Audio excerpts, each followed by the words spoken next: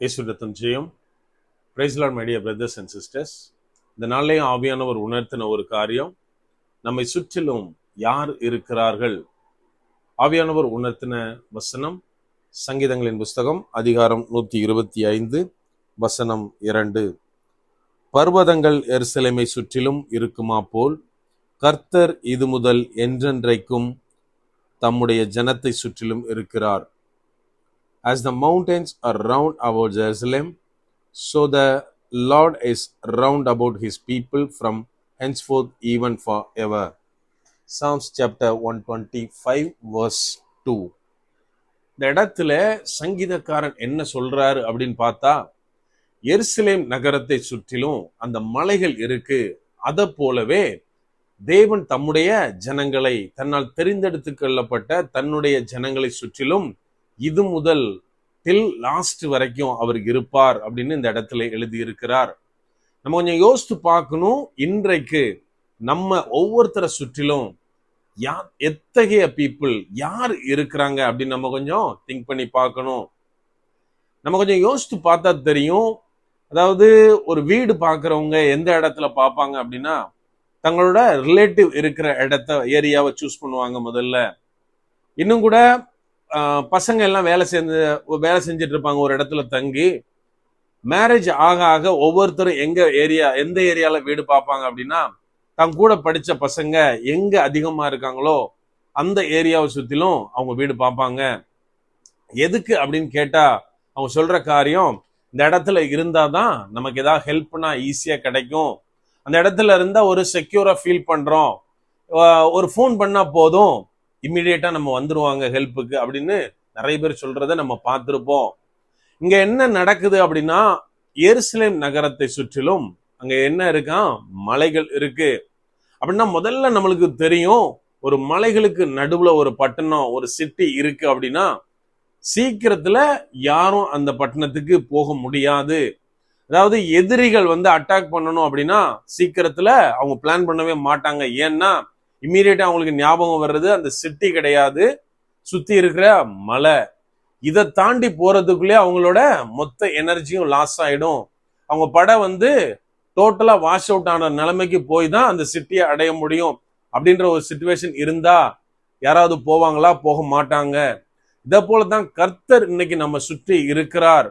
அவரை நான் பாதுகாப்பாய் வைத்திருக்கிறேன், என்னை சுற்றிலும் அவருடைய பிரசன்னம் இருக்கிறது, அவருடைய வழிநடத்தின்படி நான் இருக்கிறேன் அப்படின்னா எனக்கு பாதிப்பு வராது.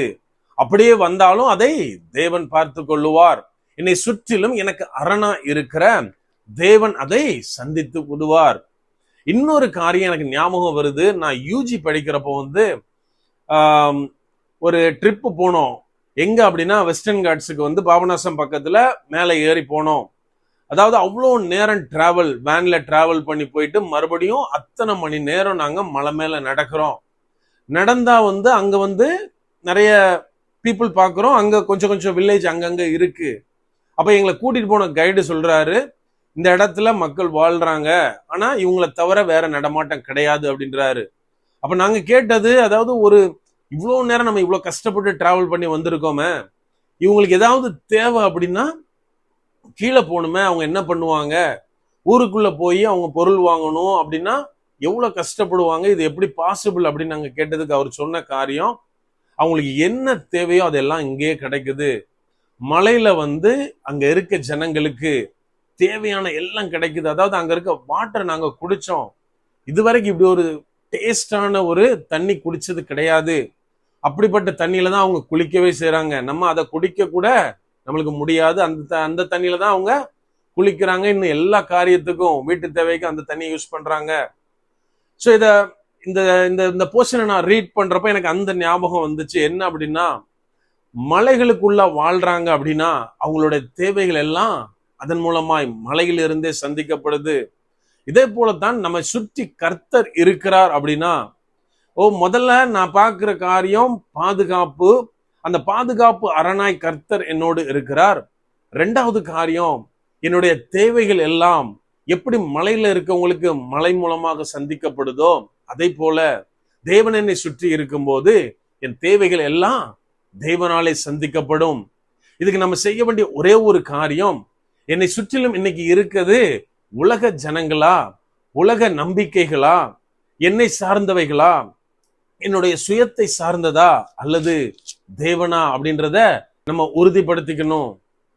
நான் எப்போ தேவனுக்கு பிரியமான காரியங்களை செஞ்சு தேவனுடைய அவர் என்ன சொல்லி இருக்கிறாரோ அதை மாத்திரம் நான் கடைபிடிக்கிறேனோ, அப்போ எனக்கு எருசலேமை பாதுகாக்கிற அந்த மலைகளை போல தேவன் என்னை சுற்றிலும் இருப்பார். அப்படியே கண்களை மூடுவோமா? அன்பான ஆண்டவரே, இந்த நேரத்திலே அப்பா உம்மை நோக்கி பார்க்கிறோம். ஆவியானவர், நீர் எங்களோட இருக்கிறீர், அதற்காக நன்றி செலுத்துகிறோம். அப்பா, நீர் எங்களை விட்டு விலகாமல் நித்திய கண்மலையாக எங்களோடு இருக்கீங்கப்பா. எங்களை சுற்றிலும் இருக்கீங்க தகப்பனே, அதற்காய் நன்றி செலுத்துகிறோம். அப்பா, எங்களை நீர் வேறுபரித்து காண்பிக்கிறீர், அதற்காய் நன்றி செலுத்துகிறோம்.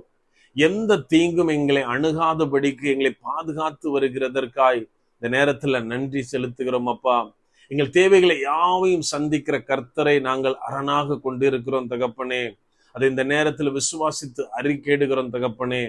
நாங்கள் எந்த சூழ்நிலையிலும் உமக்கு பிரியமில்லாத காரியங்களை செய்யாதபடிக்கு, ஈவன் நாங்கள் திங்க் பண்ண முடியாதபடிக்கு ஆவியானவரே நீர் எங்களை வேலி அடைத்து பாதுகாத்துக் கொள்ளுங்க. முற்றிலுமா எங்களை தாழ்த்தி ஒப்பு கொடுக்கிறோம். பலப்படுத்தி ஆசீர்வதிங்க. இப்ப இயேசுவின் மூலம் ஜெபிக்கிறோம். ஜெபம் கேளும் எங்கள் நல்ல பிதாவே. ஆமென். God bless.